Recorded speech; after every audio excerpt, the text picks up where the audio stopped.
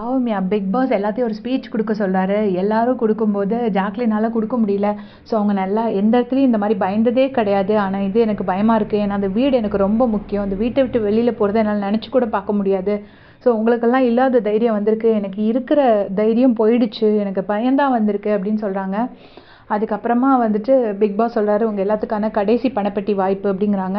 சொல்லிவிட்டு ரொம்ப டஃப்பான இது நான் ஆல்ரெடி சொல்லியிருந்தேன். 80 மீட்டர்ஸு டைமிங் 35 செகண்ட்ஸ் தான் அப்படின்லாம் சொல்லியிருந்தேன். நான் ஒரு பெட்டி தான். ஸோ முத்து, ரயன், ஜாக்லின் 3 பேருமே ஓடுறாங்க.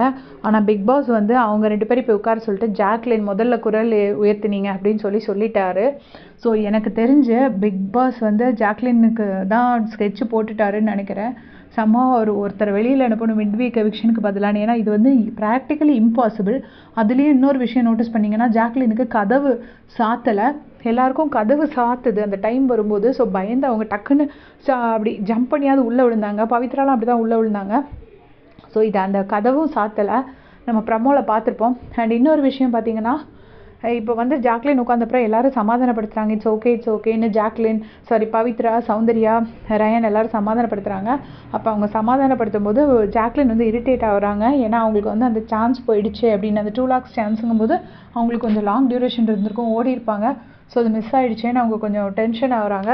பாவம் இப்போ அவங்க தான் இப்போ லைவில் ஓட போகிறாங்க. பார்த்துட்டு அப்டேட் பண்ணுறேன். தேங்க்ஸ்.